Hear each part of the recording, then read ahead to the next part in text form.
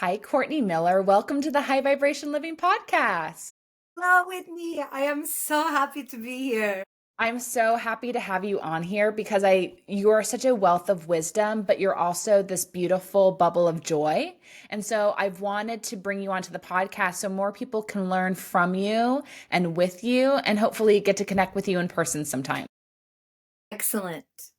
I'm here for it, and I'm So very excited. so tell me what it is that you do right now. As a practitioner, as someone who works with Naam and Dr. Levry. What I do in my life, or my daily life, or what my responsibilities are. What your responsibilities are within Oh, that community. okay. Okay, it's a long list. Yeah. Okay. Um, First of all, the thing that I've always been responsible for since day one is Harmonium, which is the healing branch. It's the healing application of divine spiritual wisdom. And when I first started, and I was still just a volunteer in New York, I was our first volunteer. Really? Yeah, that's a whole other story. But I was given the title. Dr. Levry said, "Okay, you're going to be manager of education." And I think you and your listeners know Chris Merrill because I know he's been here with you. So he was like, there was a little meeting. He was like, Courtney, you're going to be manager of education. Chris, you're going to be manager of marketing. And that was the beginning of the center practically. Me and Chris Got with this it. woman named Roxana, who God bless her. She was like the GM. She was like the center of it for the first 3 years. And we had just come on, and anyway, long story. But so what have I been doing since the beginning is harmonium. Like I've always held a role with the center and the community, with education in general, like Mhm. our teacher trainings, our certification courses. I've helped develop, the curriculum and that kind of stuff, and also obviously like on the teacher team. And with Harmonium, I've gone from like baby steps, from helping organize our very first course at New York, which happened a month after 9/11. After Oh, nine really? eleven happened, Dr. Levry came by and he was like, okay, it's time. We have to teach harmonium, and we have to teach, divine spiritual wisdom. And I remember him saying, like, okay, we're going to have harmonium. He said, we're going to have 30 people there. And is there anything else that you need to know? Do you have any questions for me? At this time, I was volunteering, by the way. I was just there because I had found it already anyway. And I was just, because I was drawn to it and my heart was drawn to it and I wanted to help Roxana. She didn't even have a filing cabinet in the beginning. Like, there was no file, there was not a filing cabinet to even put a file in. Like, we literally started with rent money for a couple of months. That's how we started.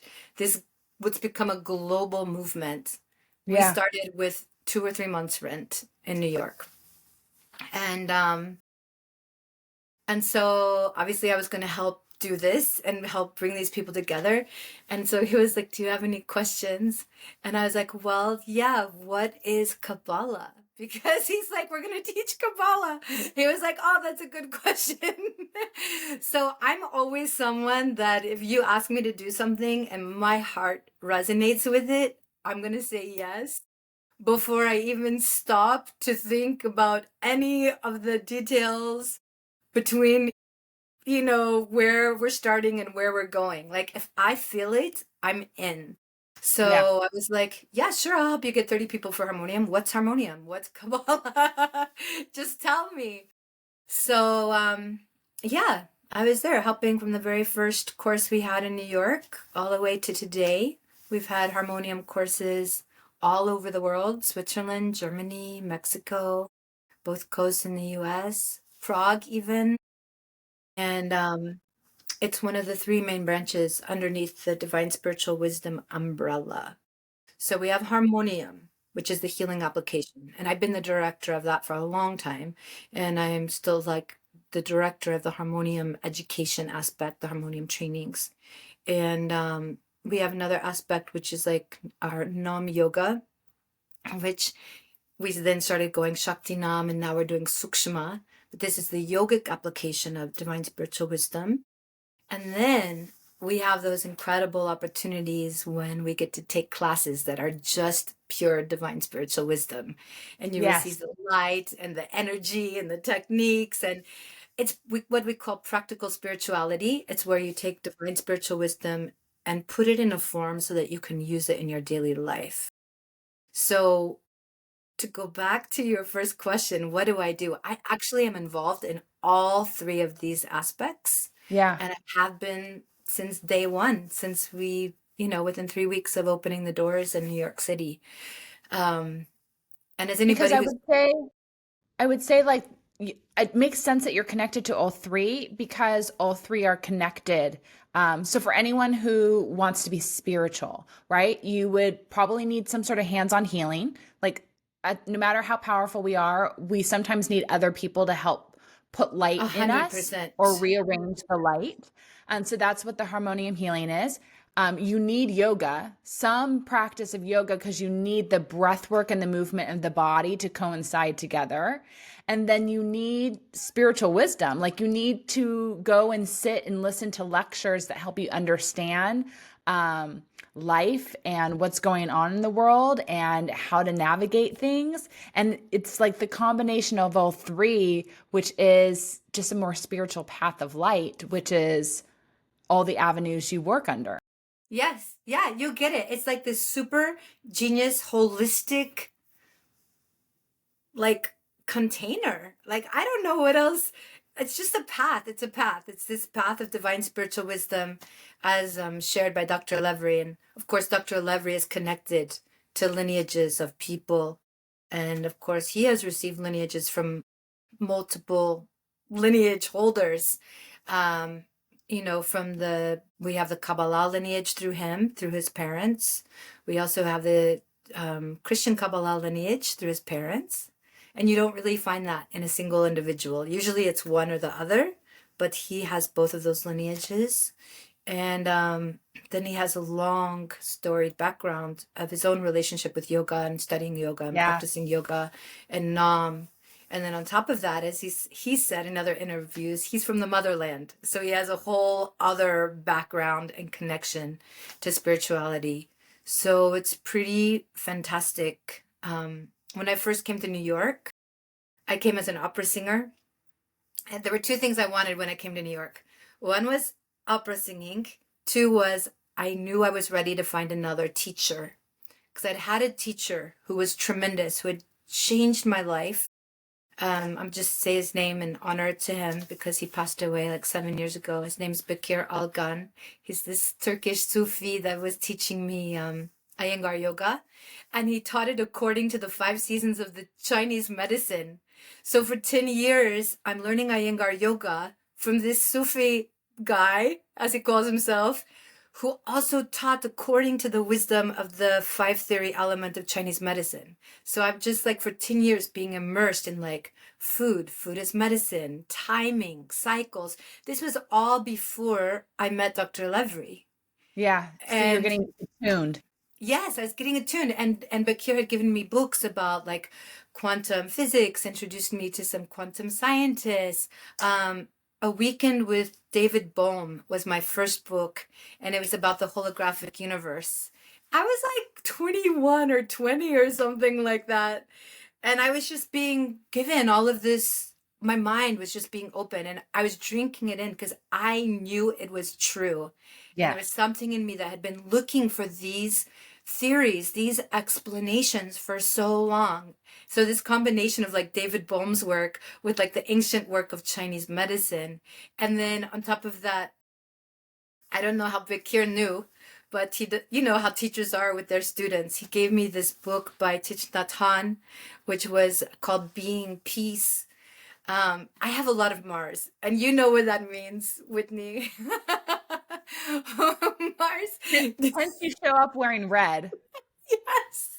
Yes, And I you love have a red. red Buddha behind you. So that's funny Exactly. that that is you. Yeah. Yeah, yeah. I love Mars, but also, you want to make sure your Mars is serving you instead of you serving Mars. And if anybody's listening and you're like, what does this mean? What is she talking about? Mars is a planet, just super briefly, gives you a lot of energy, a lot of vitality, gives you natural leadership, natural strategic thinking, analytical thinking, right? Because you're going to win the war, basically. Um, even though I know that's not how we're supposed to talk about it, but that's how my brain thinks. It's like, That's how my I'm brain gonna thinks win the about Mars war. too. I think the uh, same thing. I always think war with Mars, but I think about it from a positive standpoint that like, yeah, it'll give you that courage, that energy to like move through it and conquer. yes, and it gives you boldness and bravery where you need it, because sometimes you could lose a war because you're like passive, right? You take yourself out of the game, so to speak. So, but there is the challenging side, right? It's a lot of fire, it's a lot of heat. You can get angry and frustrated. So, like my first Thich Nhat Hanh book, Being Peace. And then 10 years later, I was like, oh, I have Mars as my primary planet. So, are you a fire sign? I'm not a fire sign. Thank God. God in his infinite wisdom was like, you have enough Mars, you have enough fire. I am an air sign. I'm an air sign too. Yeah. Oh, yeah, yeah. A double Gemini. You have Gemini. Yeah. Yeah, Yeah, but we're both Gemini I like to sisters. be around Aries. I like to be around fire signs, right? Me Cuz too. Aries, we I Leo. like I need their light. And they need our air. It's true. Well, I have two Mars, so I have enough light for you, Whitney. Thank you. I will take it. So Yeah, it's no, really like interesting. Aries. Oh, sorry. Bakir was Go ahead. Aries. Yeah. Bakir, my Iyengar teacher, was an Aries. So that was like that was a good match. And then like Leo, Aries, Sagittarius, all of those. Yeah. It's nice to have them, right? Yeah, I like being around Aries and Leos. That's Yeah. what I enjoy.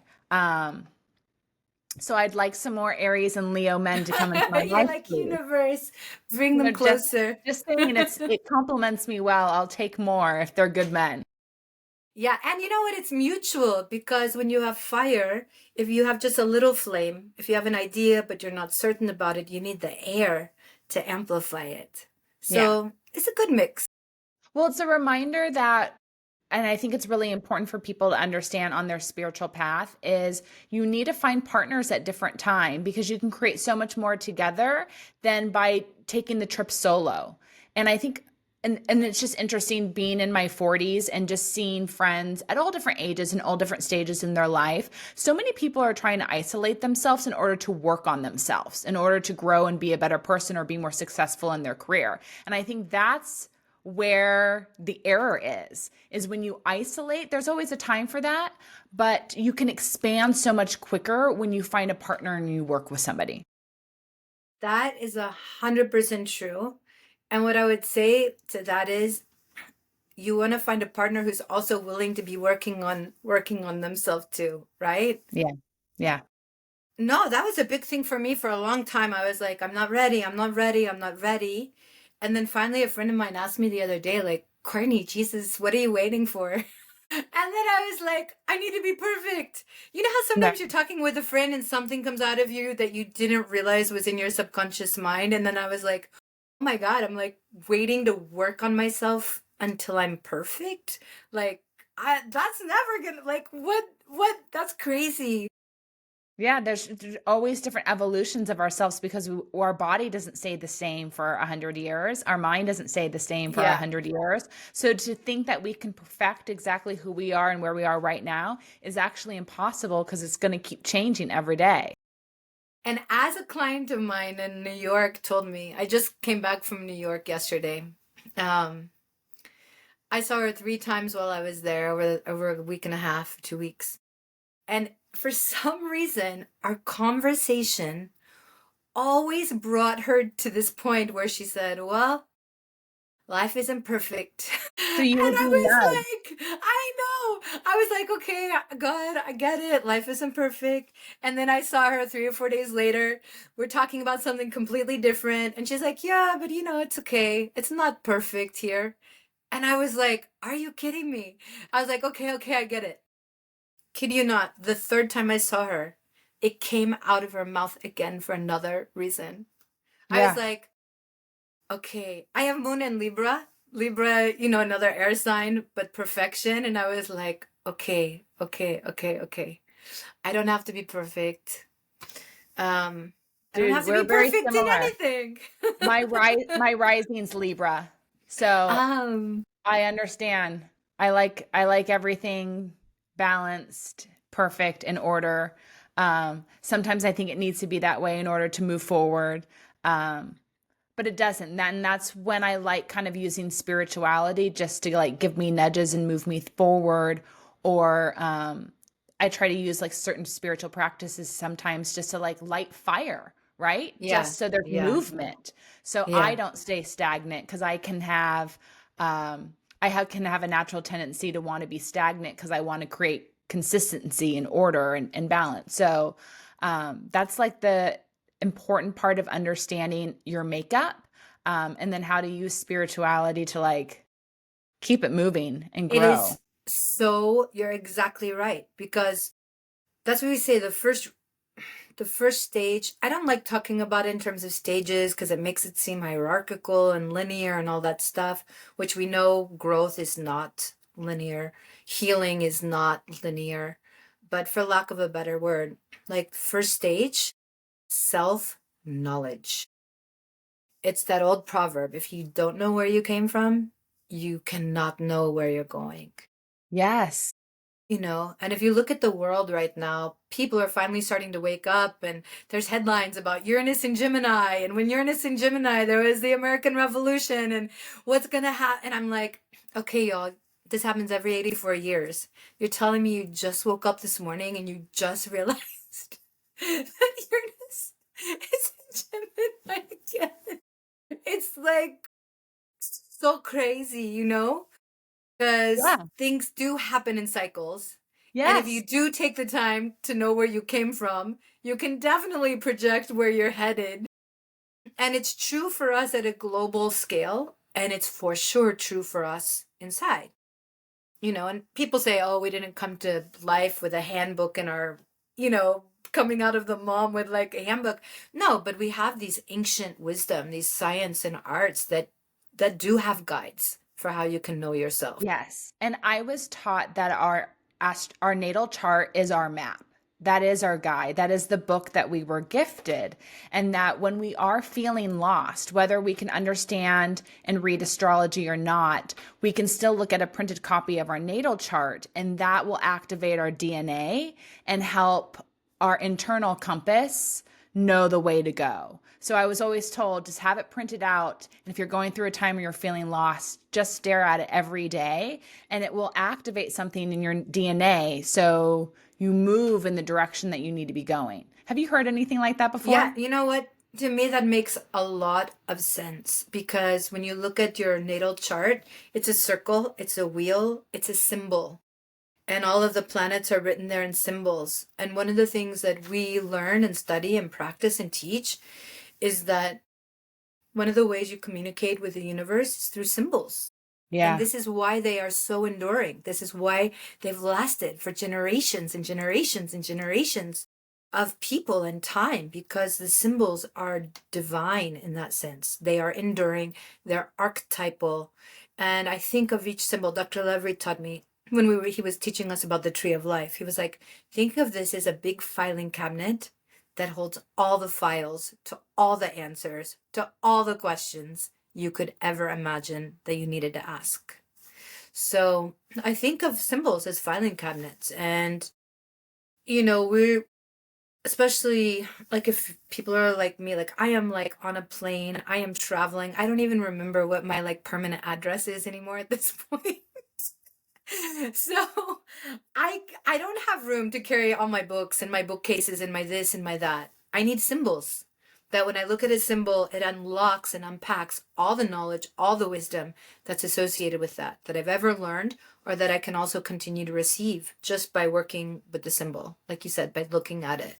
Yeah. So, how do you work with symbols? Are you looking at certain symbols every day and making sure you have certain symbols on the wall in your home? Are you drawing them on you? Are you just drawing them and putting them in your pocket? Like, what are the different symbology practices you like to do? First of all, I'm so glad you asked me this question, because I love, love, love symbols. No, it's my obsession. And I think actually more people are obsessed with it than they think. You know, if you look back when we were kids, and there's a brief moment in time where everyone learns Egyptology and everyone Right. becomes obsessed with hieroglyphics. And I think it's Yes. because something in us remembers a time where we use symbology within our culture. And I remember I've had one sit down meeting with Dr. Levry, and he said, "Hey, I'm going to give you some symbols that you need to look at every day." He's like, you know, Renata will get back to you on how to use this stuff. He's like, but you've done this before. You'll remember it. And I think it's because we've all worked with symbols before. It's just coming back into our consciousness again. Yeah, I agree. And I mean, I'm not the first person to say this, but I think emojis are our generation's symbols. Yeah, and it I makes sense. Some people love can't talk without emojis. them. I know. Yeah. I can't. I mean, I love if I'm texting someone who I know appreciates emojis, I will. There's a girlfriend of mine, she and I, we only use emojis. We don't even use words sometimes. Sometimes people don't appreciate emojis or you don't know if they appreciate them, so then I don't use them. But yeah, I mean emojis are symbols. Also, to use something that like relates to everybody, our alphabet is a symbol. I mean, look at each letter. It doesn't it only means that because we identify the meaning with that image. And I mean, we do use symbols. Our language is a symbol, whatever language you're speaking. So, how do we use symbols? I use them in all of the above ways that you described. There's some symbols that I look at every day. Granted, I'm a go with the flow more kind of person, so I have symbols that are like up on my wall, and I'll look at them, but it's not like I clock in and I'm like, okay, I'm gonna sit here and look at you for 3 minutes. But I do look at them. So I have the consistency, but it's not like that. Um, Also, I like to work with some symbols mentally in my imagination. There's some symbols I've been working with mentally for a long time now, over 10, 15 plus years. And this might sound crazy. You have to stop me. I don't know, listeners, I don't know how you're doing with this information. But one time we were in New York. It was like, I don't know, 2000, somewhere between 2006 and 2009. And one of the symbols I work with mentally is considered to be the most powerful symbol in the spiritual world. And it's said that everything bows to this symbol. So it's a Okay. symbol that can be used as a shield, a symbol for protection. It can be used as a symbol to crystallize things from like the unformed world into the formed world. And we were in this situation on the subway. I was with Chris, and I was also with somebody else in the community. And this something went down. And then I just closed my eyes because of habit, right? And I just Yeah. started doing these mental things. And immediately it like calmed down. Everything was fine. And then this third person that was with us was like, oh, yeah, I know if I'm with Courtney. She's got that mental jujitsu that she does. And I was like, Yeah. that's Did you just cool. close your eyes and imagine that symbol in the place where you were? Yeah, I used the symbol in a couple of different ways, but yeah, above my head, around me, between me and the person. Um, I know this is a little abstract, but No, it I get works. it. So like let's give an example that the listener can Google up they could Google up the symbol of Rama, right? Yes, yes, That's an yes. easy one you could find online is Rama. And they could then visualize after they look at that symbol on Google Images, they could then visualize that symbol and they can visualize that Rama symbol over their head, in Yes. front of them, to the side of them, to the back. You can visualize it um, over your glass of water, in your glass of water. Yeah. And are you saying like that's some of the ways that you like to play with the symbology is like, let's say you are dreaming of somebody gifting you a plant. You'll imagine the plant with the symbol on the plant as a way to That's a call it in. great idea, Whitney. I don't do that. Usually I work with this symbol for healing.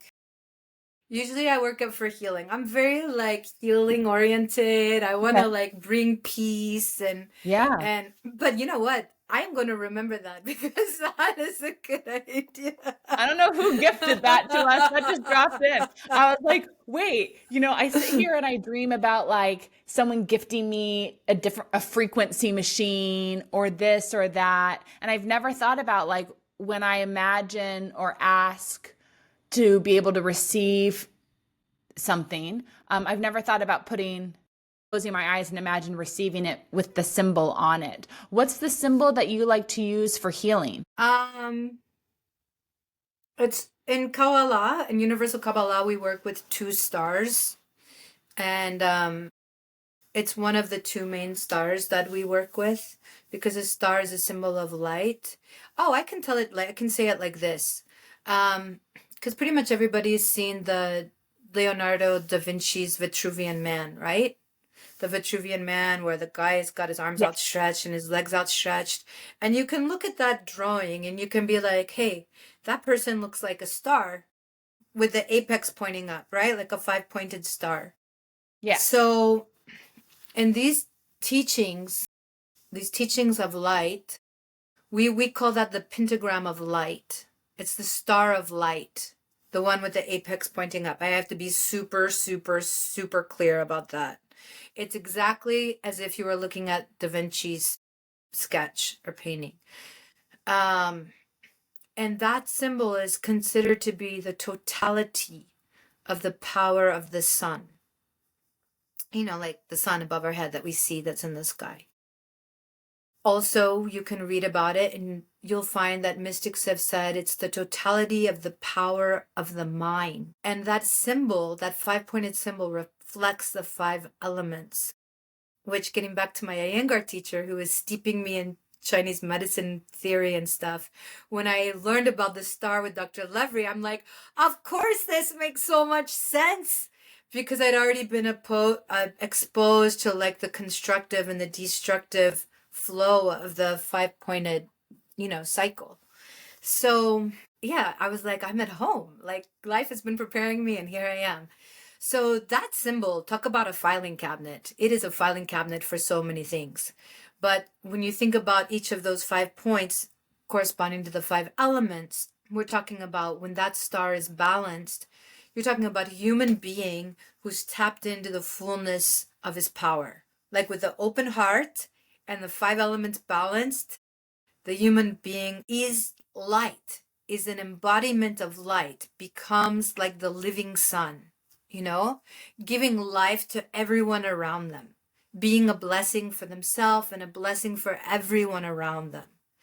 And this is where I like to really get into the wisdom, is like the symbols are amazing, but it's not just that the symbols are amazing, it's like what the symbols signify, how they teach us to work with ourselves, how they teach us to live so that we can expand and fulfill and embody the beauty of that true glory that's inside of us. How do you And stay so filled up with light when you spend so much of your time giving to someone else's practice or doing hands-on healing on other people? How do you maintain your light and your energy for yourself? there's a few things. And by the way, I know this not because I'm perfect. Going back to our conversation, I know this because I've learned the hard way also. So humans, we are all very, very similar, all of us. And anyway, so this is what I've learned. To keep your light, first of all, you want to always be adding to your light because life is not still, life is movement. So things you're doing are either shrinking or leaking or causing your light to diminish, or it's adding to your light and expanding your light. So in that regard, you do have to be mindful about your light and your relationship with your light. And sometimes I'll be like, okay, I can't do this today. I need to work on my energy. And when I say that, I mean like I need to work on my light, my relationship with my light. Um, it means it's time for me to collect some energy, which means I got to collect some light. And one of the ways you collect light is actually by being still. And in this world where people are like moving, moving, hustle, this, that all the time, really, that's a very quick way to lose light. If you're moving around and you don't have intention and you don't have purpose and you're not doing it with consciousness, if you're just running around like with a chicken with the head, like, you're losing light. So one Yeah. of the best, greatest ways that I love, I feel like this is sanctioned by the heavens, is to be still. Even though I have all this Mars, I just like that heavenly permission to just be still, but consciously. I'm like consciously still to like receive and just allow that energy to accumulate in me. But on a daily basis, like I just came back from New York yesterday, so I did a lot of stillness yesterday. Um, but in general, mantra practice, sound vibration. Sound vibration is one of the fastest ways to create light inside the cells in your body. Science is starting to figure that out. They're gonna figure it out even more. But the scriptures and all the different east, west, in the beginning was the word. In the beginning was Aum. Let there be light. Okay, that figuratively came from the power of the word. So you're working with sound vibration, with high frequency vibration words, and you can generate light inside of you through that. There's also breath work. I know I like to do Sukshma Vyayama 3 times a week. Um, Wow. That's impressive. well, I like to do it 3 times a week. I mean, I want to be doing it 3 times a week. And what I'm Courtney doing said, it at least yeah, once a week, but I'm trying to be like the 3 times a week. that's my dream. Sukshma Vyayama is a type of yoga that your movement and sync to the breath work.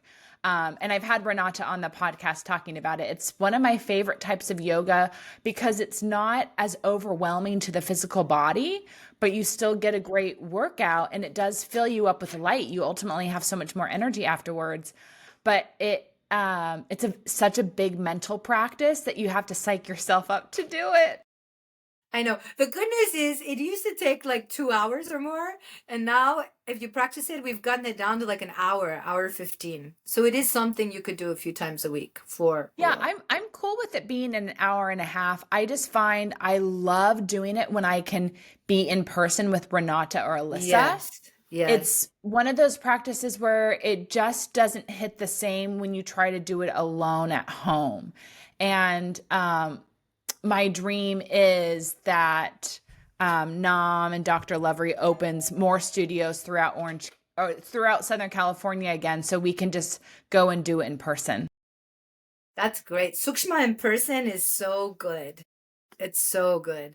Because the same way when you chant in a group of people and it amplifies the energy and you do Sukshma in a group of people, also it feels a lot easier.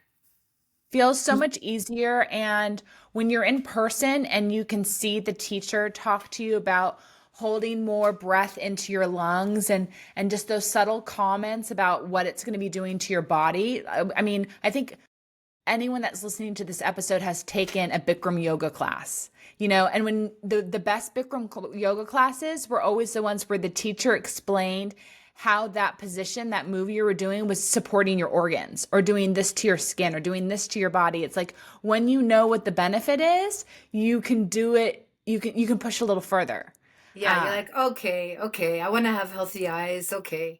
Yes, yes. I want clarity. I want to improve my intuition. I Yeah. want to make my ankles healthier and stronger. I want to improve my wrists, my ability to hold on to life, to hold on to experiences. Just all those different little things.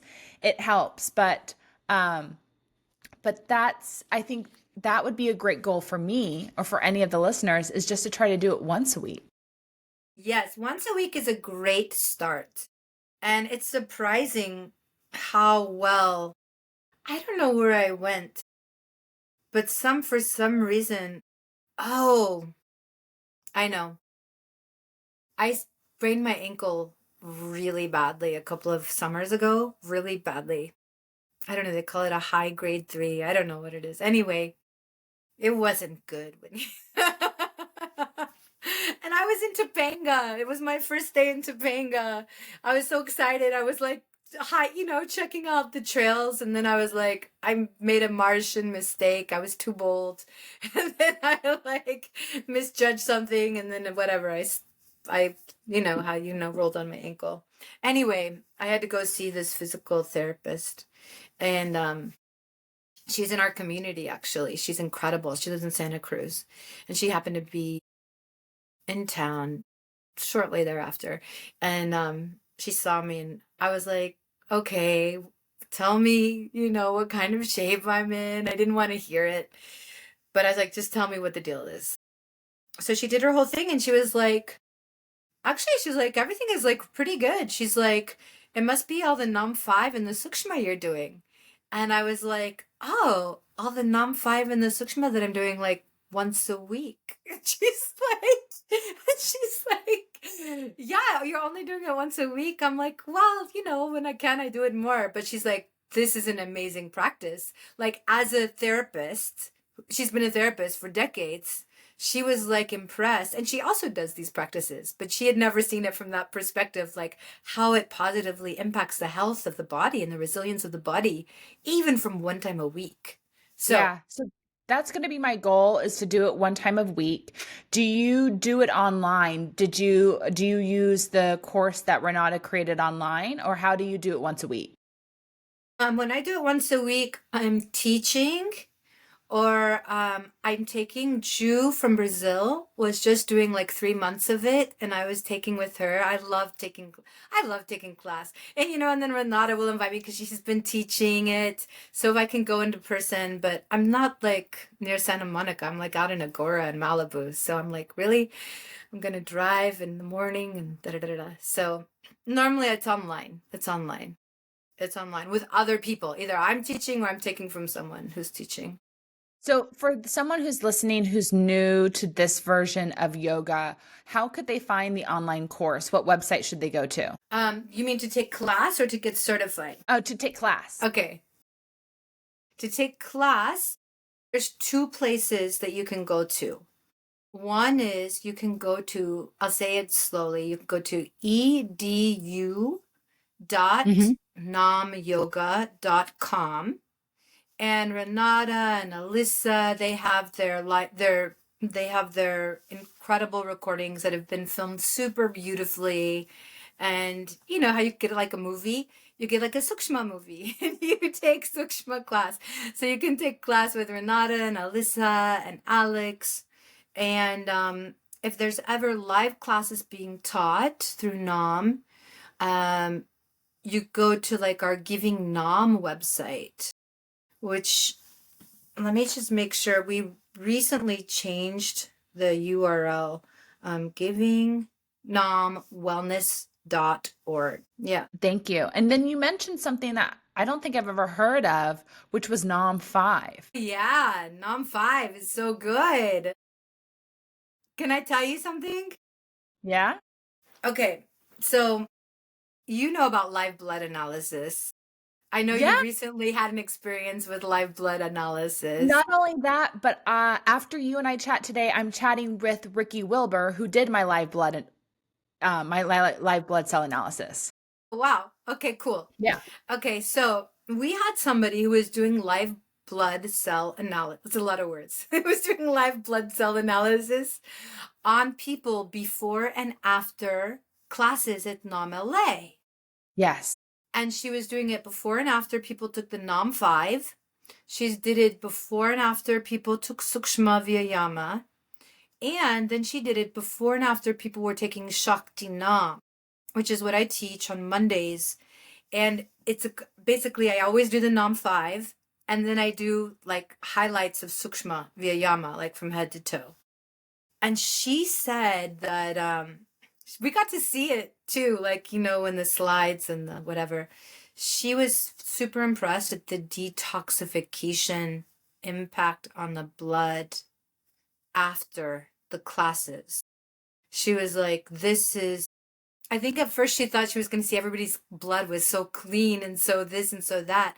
But then she realized, no, what I'm seeing is the detoxification impact of these practices. And so then, like, knowing that, I'm like, oh, so after I do this, I should probably take a binder. I should probably drink a lot of water, which we do tell people to drink a lot of water. But she was super impressed. And she said that the strongest detoxification visible impact on the blood cells, live blood cell analysis, were people coming out of the Shakti Nam class who had done both Nam and Sukshma together. But Nam 5 is basically like a 24-minute practice. It has 5 exercises, and it's something that Dr. Lavery put together, Is I don't know, that around that 2017 or is it in the 2018. Divine Doctor book? Oh, it might. The 5 Tibetans are in the Divine Doctor But book. I think it's right before the five Really? Tibetans. And it's like arm swings and the magnet exercise. And yes, yes. It's the arm swings isn't in there for the one. So the that's for the Tibetan practice, right? The arm swings and stuff. No, the arm swings are with the Nam 5. Okay, so The Nam Sufi 5 circle is are with the Tibetans. okay, but the arm 5 are basically 5 yogic practices to do every day. Yes, and like during the pandemic, when people weren't supposed to go outside, that's when everybody got a renewed sense of gratitude for them because in those 24 minutes, like your heart rate moves up, you take care of the lymph, moving the lymph in the upper lymph glands, the lower lymph glands, because there's squats involved. You work on the physical body, you work on the energetic and your electromagnetic field and strengthening that. You do cross body movements. So it's like for the brain also and helping the brain. And there's clapping to like help keep depression away. There's there's the last thing we do called the yogi walk. You keep your heels off the ground. So it's like stimulating the kidney 1 point. And you you do a 3-1 breath. So you're inhaling 3 segmented breaths through the nose and exhaling out once through the mouth. So it's like it activates the pituitary gland and then the pineal gland and all of that. Anyway, I'm kind of all over the place because you could have read a book about the benefits of the Nam 5. And Yeah, I want to if do the non 5. okay, Whitney, we're gonna do the Nam 5. Is there a video series that you guys have on edunam.namyoga.com where you can see someone do Yes, the non 5? I think so. I think so. We had like a, yeah, I think so. Because all And you need is, Jew yeah, teaches it. Jew teaches she it does. on the givingnamwellness.org. So you can take Okay. it live. Yeah. But we do have a recording because we did have a way for people to get certified to teach it. So like you Really? could go to a gym, like, how gyms like to have those 20-minute ab or 20-minute sculpt or whatever. You could just put a Nom 5 class in there. That's great because that's something that we could all do. I could do every morning. I don't need to buy extra equipment. I don't need to pay for a gym membership, but I can get the benefits of what I need, which is like just basically it's the circulation of blood and lymph that I need to make Yes, sure I get every morning on top of walking. And then you can add all the other kind of workouts in as more play throughout your week. I'm looking to exactly. I'm just at a point in my life where I'm sick of driving all over Southern California to pay for workouts that aren't necessarily benefiting my body. They're just actually causing me more stress because of what it takes to get there. And This so, is called energy management. And yeah, energy management is vital. And it goes back to the very first thing we said about how do you collect light? Energy management, Whitney. We don't want to be like yeah. losing our energy all over the place. You're totally right. No, Nom 5 is amazing. In 24 minutes, you're done. Your heart rate is up. You also, because there's squats involved, you also take care of like the bone density and, you know, there's a lot coming out now about how it's good to have strong legs for various reasons. And yeah, it's very comprehensive 24 minutes. Yeah, I'm looking at just ways that I can get the physical movement in as close to home as possible because uh, I'm just finding I'm in a phase where I'm really reflecting on how I'm spending every day and are the things I'm doing every day lifting me up or bringing me down. And the juice isn't worth the squeeze with what it's taking to get to some of these workout classes. And then once I'm in the workout classes, do I really like the vibe there? Like, do I really like the people that I'm around, the instructor? It ultimately isn't just an hour workout class. It becomes a 2 hour class because it took 30 minutes to get there and 30 minutes to leave. And Yeah, so I'm just I'm in this, whether it's my astrology or my age or whatever it's going on, I'm taking inventory on everything and trying to figure out what's actually serving me and what's not. And I think actually what we're coming back to is light. Is it sucking from me or giving to me? it's true. It's true because to put a mystic spin on this convo, the Kabbalists will say that there's permanent light and there's temporary light. And you can correspond that to like permanent happiness or temporary happiness. So, for example, I love ice cream, but I can't tell you the last time I had ice cream because I know ice cream does not love me back. Because that's what they say, right? Ice cream isn't like, top choice. So, so anyway, so I would get definitely for sure temporary happiness from having the ice cream, but I wouldn't get permanent happiness, which means I'm not really getting light from that choice. And when you're in this frame of mind that you're talking about, you want to make sure you're getting light from your choices, right? So that becomes our benchmark. Is this choice bringing me light? So, in addition to mantra, like everything's getting woven together in true Gemini style, in addition to mantra and breath work, and the sukshma and getting your harmonium once a week or something like that. Um, our biggest vote for how we get light or lose light, you're going to laugh when you hear it because we say it so much, is how we think, how we feel, what we say, what our actions are, what is our behavior or our attitude. Every single moment that we're alive is a vote for light or not, Yeah. And You're that's the putting the biggest way because personal responsibility back on us. I know, but I have to tell you, I like it because some days I'm in a rush and I'm like, oh man, I don't have time to do all the stuff that I would normally do or that I like to do. And I'm like, that's okay, Courtney, you're living with yourself all day long. You have all day to collect light according to what thoughts you choose to nourish, what words you choose to allow out of your mouth, what emotions you choose to Rumi says about the emotions, one of the ways he talks about them is to think of them as visitors in your living room. And they come and treat them as visitors, with hospitality. Even tell them they can stay as long as they like. That's like being detached. That's being a witness. That's being an observer. And then they start to come and go a lot faster.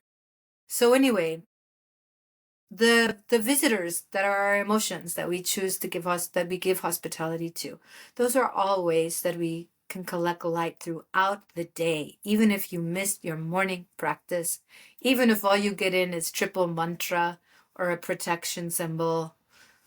And I feel myself getting stronger even in the first hour.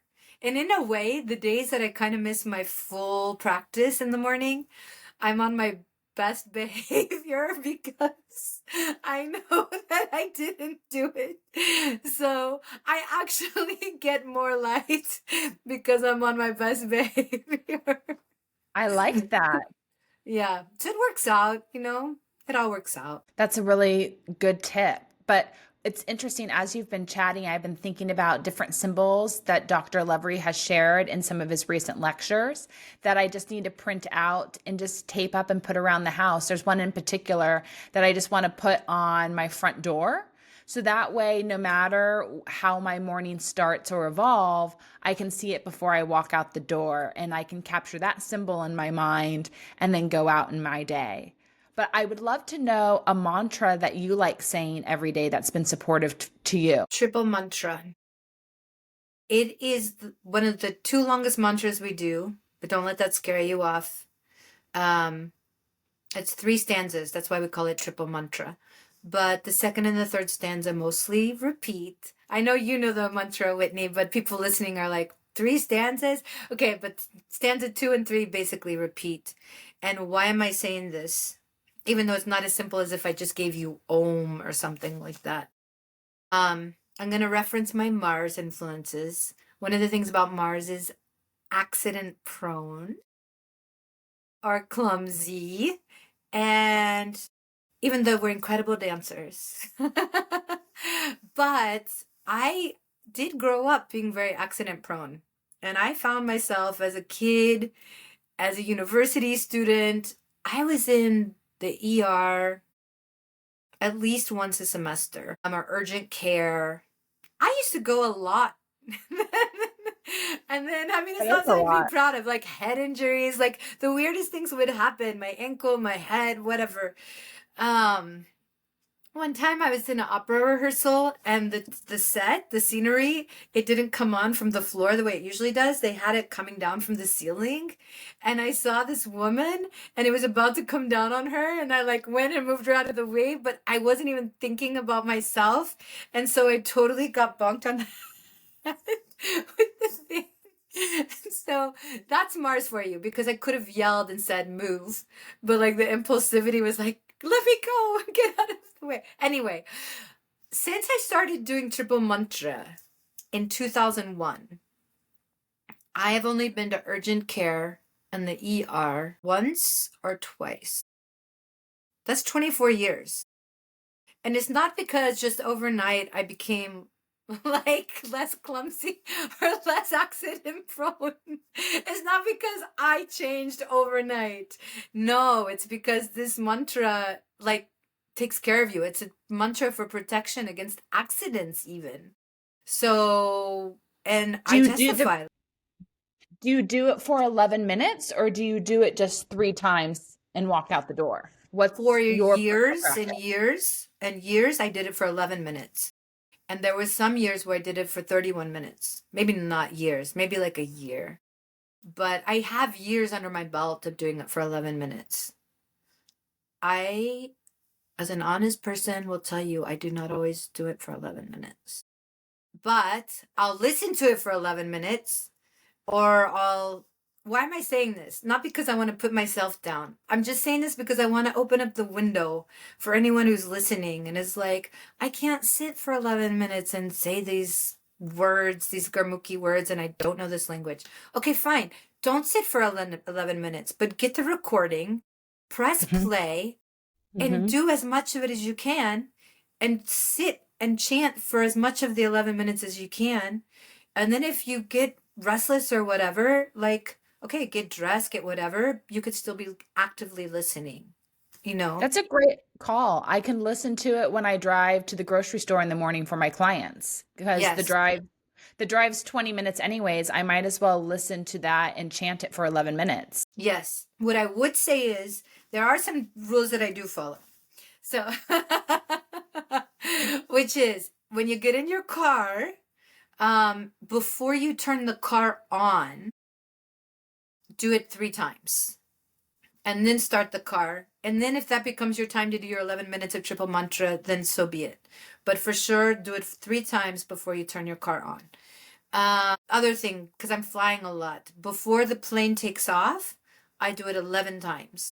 And I'm not the only one. Other people, we have so many stories. Like, it seems like the plane's going to take off and then it doesn't. And then they get on the speaker and they're like, we found out that we need to fix, whatever, whatever with the wing, or there's something mysterious that happened that we didn't know about till just now.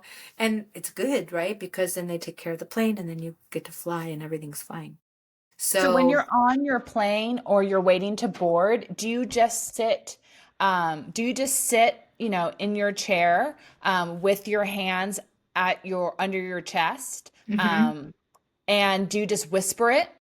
Well, I do a kind of a vocal, I call it a vocalized hum kind of. I go like this. I go, Angure name, Chakagure name, Satkure name, Sri name. Okay. And you So know you're what just gave me very, courage? Because yeah. sometimes people are sitting next to you. Yeah. But one time Dr. Levy was telling this story that he got on the plane and he'd had all the whatever kind of reason. He's like, I'm doing my triple mantra, you know? And there was somebody next to him and he was like, he just started, Om Nadkure Name. And he was like, the guy was looking at him. He's like, I know, I don't care. I'm doing my triple mantra. So that's in my mind. Every time I do it, I'm like, what do I care? What do I care if these people hear or wonder what I'm doing? Like, we've come a really long way with this mantra stuff as a society. I remember in my backpacking across Europe years, you know, in university, there was this guy, Rick Steves. Everybody would get Rick Steves backpacking across Europe. And one of the things he said was like there was a little chapter on tricks on how to get a full train cabin to yourself. You know, if you were like in a train that you could like get a cabin in, like in the Hogwarts movies. And one of the ways he said was like get all like yogied out kind of and start chanting really loud. And he's like, nobody will come sit in your car. And I thought, how funny, you know, like that's in the 90s, like people were like, people would be like, what are you doing? But especially like on a plane from LA to New York, people were like, whatever. Yeah. As long It's as just like, somehow you reference that, the person chanting is from LA, they're like, oh, we get it now. yeah. And Yeah, I so take there's it more as a leeway. compliment. I do too. I do too. I do too. Well, to bring this back to how we started is, I've always been so curious about how you've been so blessed to get to work for a spiritual master, work for essentially a spiritual business. I think there's a lot of people out there that want to be able to work in a positive space, work for a business or a nonprofit that's doing good on the planet. What would be your advice to somebody listening who um, has heard about a little bit about what you do and all the hats you wear, and they're like, gosh, I want to work for a spiritual business. I want to work for a spiritual practitioner. What can they be doing right now to align themselves so that opportunity can happen? My first thought is, what spiritual practice do you have in your life? And follow that because that is something you care about. That's something you resonate with. So there's no need to swim upstream with this. You know, I got into this because I was just following my heart. I didn't even want to walk into the center because I was on my way to Whole Foods. And then I walked by and I was like, something inside me tugged and said, go in. And I'm like, no, I want to go to Whole Foods. That happened 3 different times. And then finally I was like, yeah, I like walked past and I was like, go inside. And I'm like, no, I want to go to Whole Foods. And then I like literally back and forth, back and forth. Finally, I listened to the voice in my head. I was like, fine, I'll go. I'll go inside. So, no, no, no. I was like, I'm going to go get a brochure. So I'll get a brochure and then I'm going to go to Whole Foods. And then I got the brochure and I opened up the brochure and there were these Chinese symbols. Speaking of symbols, how wild, right? Chinese symbols. And I was like, what? I don't know anybody who's teaching yoga in accordance to the Chinese medicine theory because it's only my teacher. It was like he was doing it. And I was like, okay, this is a sign. So I have to go in. So I went in and the one staff there was in the existence of Universal Force Healing Center, Roxana, she met me. She was like, hi, blah, blah, blah, hi, da, da, da. What do you do? And I was like, oh, I teach Iyengar yoga. She's like, you teach yoga? And I was like, yeah. She's like, well, we have 2 classes for you. And I was like, what? Because I'd spent 3 weeks in New York, like looking and getting hired as a yoga teacher with privates and at Equinox and stuff like that. Because I was like, I just need this amount of money so I can spend the rest of my time auditioning, practicing, Yeah. rehearsing, and saying yes to getting in shows. That morning, as it turned out, I got my I got a private client that I was like, okay, this is going to put me above what I need. I don't need another job. So when she said, we have 2 classes for you, I was like, I don't want to teach. Which, by the way, that conversation never happens in New York between a teacher and a studio, even to this Right. day. So anyway, 10, 15 minutes later, I'm finally like, fine, okay, I'll teach. And then that's where Dr. Levry was teaching. It turned out it was Dr. Levry's studio. A few weeks later, I was like, well, I guess I should take his class because, it's his studio. So, out of respect, I should see what this guy is up to. And the rest is history. So that's why I say listen to your heart, listen to what's already in your life, and follow that. Just follow it. Yeah. And if you don't have a spiritual practice or you don't have a spiritual community yet, then find one. Find one. Like read books, see what it is that calls to you. Talk to your friends. Try Naam. Come to our classes, but find what speaks to you. And if you're like, oh yeah, I want a job of just doing good in the world, making a good impact, it doesn't have to be like a spiritual community. You know what? We are living in a time where the world needs that more than it needs anything. It needs people making positive healing difference in this planet. So I am sure there is not a shortage. What I will say is this: as the old world is dying and the new world is being born, it means that there's a good chance you're going to have to create what it is that you want to do in this world. Because probably what you want to do in this world and how you want to make an impact in this world, it may not even exist right now in a Hmm. form that you can find someone's email and send them an email and an introduction letter and this and that and the other. So I would just get really clear, like, what do you like? What do you, I'm just remembering my 2 guidelines when I was looking for work is that I needed a work that would allow me to be barefoot and a work that would allow me to go outside. Wow. There was nothing about God in that at all. There was nothing about chanting or mantra or breath work or anything. I was like, I need to be able to take my shoes off and I need to be able to go outside. So it could be that seemingly random. It just needs to be something that's true to you, that's going to guide you in a direction that resonates with you. And don't be afraid to do something new, and don't be afraid to start something new. I know we got to go, but I'll just say this one thing real quick. When I was in New York this last time, I came across this place called Community Boutique and Cafe. I loved it. It's on 12th Street, founded by 2 women. By the way, I read their backstory. They did not know each other, but they knew they were looking for the same thing, which was to create a really nice third space. You know how the world is like declining in third spaces? Not your house, not Yes. your work, but somewhere Yes. else. They both wanted to create a third space. They went into business with each other. They did not even know each other, but their values and their vision was aligned, and they've created this in 6 months, created an amazing space. So don't be afraid. Number one, don't be afraid. Number two, keep your eyes open. Like, you may end up going into business like those 2 women did with someone that you just meet who happens to have the same vision or the same goals or the same, whatever as you. Like, literally anything is possible and everything is possible.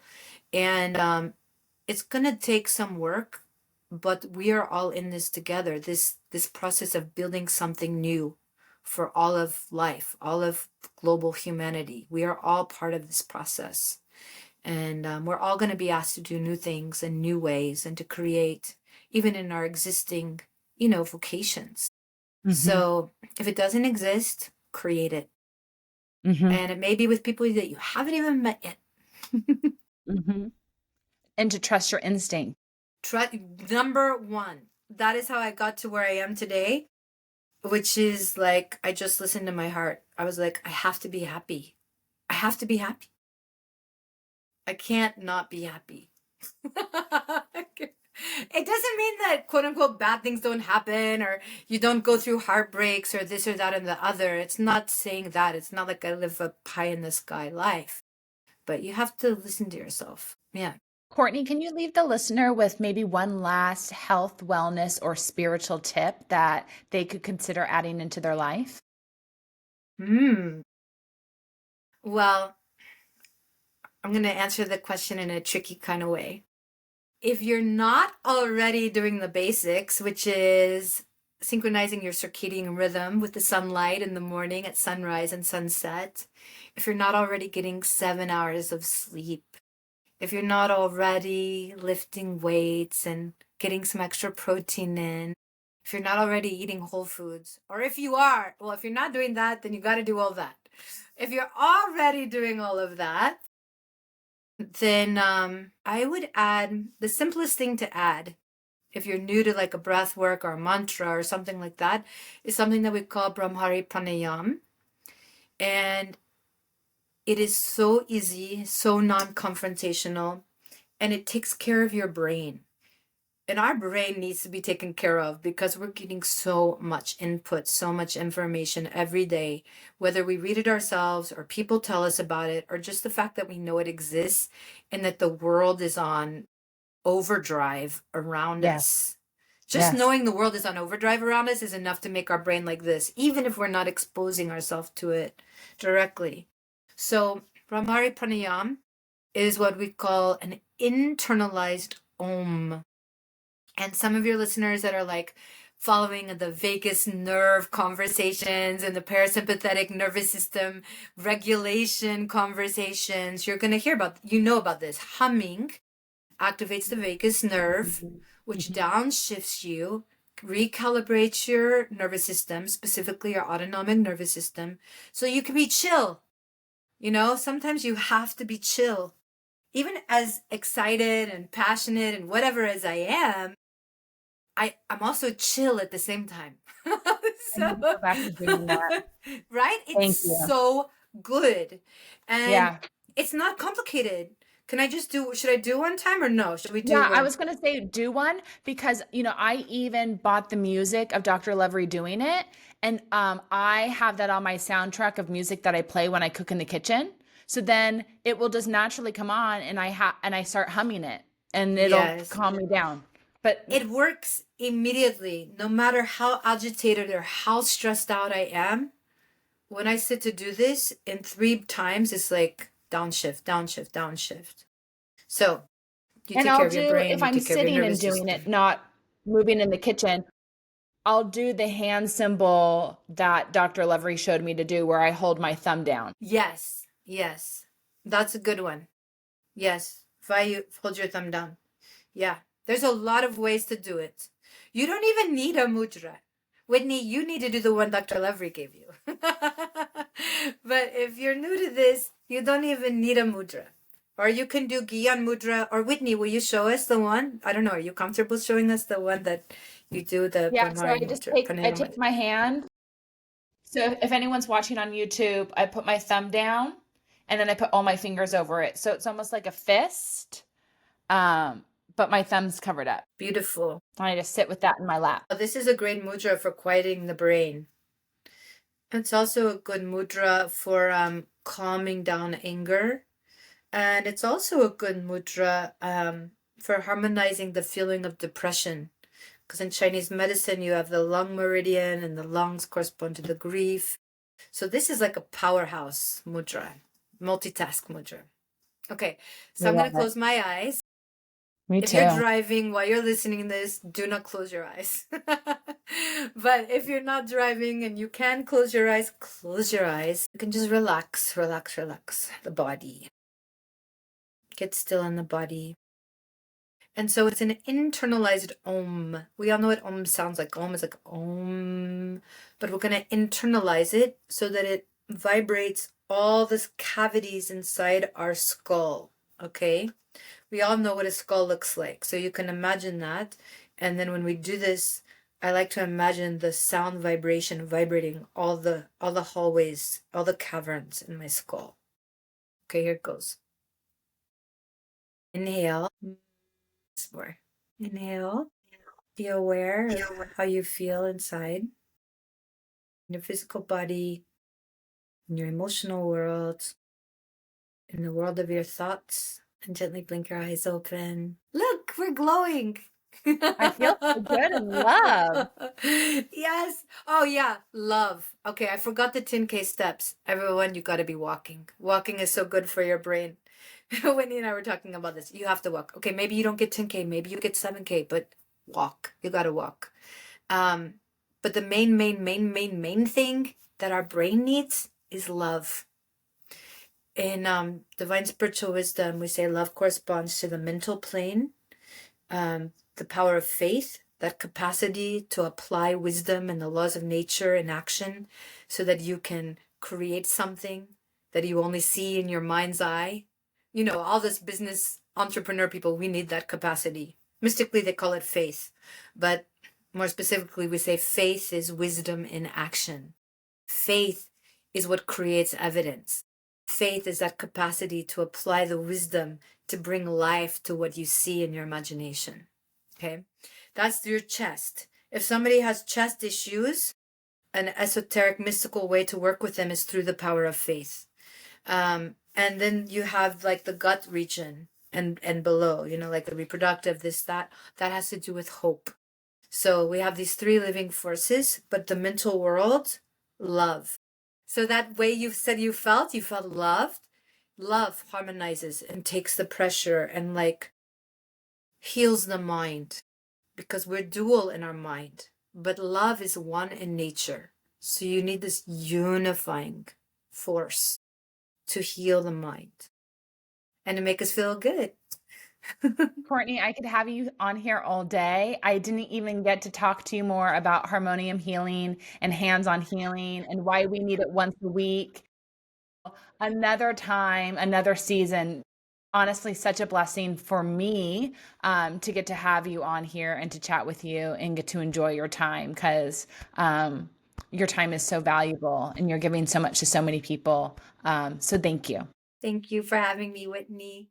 I Oh love my what you God. do. I love what you do. I mean, you see, I'm like hearting all your things on Instagram. If you haven't eaten from Whitney's like creations, find a way to eat Whitney's food. I am getting nourished just looking at it. I'm not in the OC, so I Thank you. can't come down there. But I literally, truly get nourished looking at the food that you post in your stories. And I don't know, I just feel all the integrity and all the love and all the high vibration in what you do. So I'm really grateful for your invitation and to be here with you and share this space. Thank you. I mean, my dream ultimately is to be able to have these type of communication, this type of conversation over food with more people. So Sign me that's up. That's Yes. the dream, right? Because wouldn't it be so much more fun to be listening to this type of conversation, learning, and having also gotten to break bread with like minded people with like minded food? So I think that's the next destination on this journey, is helping all of us that are listening here today get to meet in person and connect and make Yes. friends. Even if we can't hang out all the time, just to know that you have another like minded friend in another city in case you're driving through town or visiting. It's time for us all to expand our networks and to know each other. Amen. And Whitney, I'm going to follow up with you on that and I'm going to see how I can help make that happen. I love that Yeah. dream. Yeah, we're going to do it. Whether it's small round tables or larger ones, we're all going to get together over food and conversation. That's the goal. That's the next step. All right. I Thank love you. you, and we'll chat soon. Okay, I love you too. Thank you so much.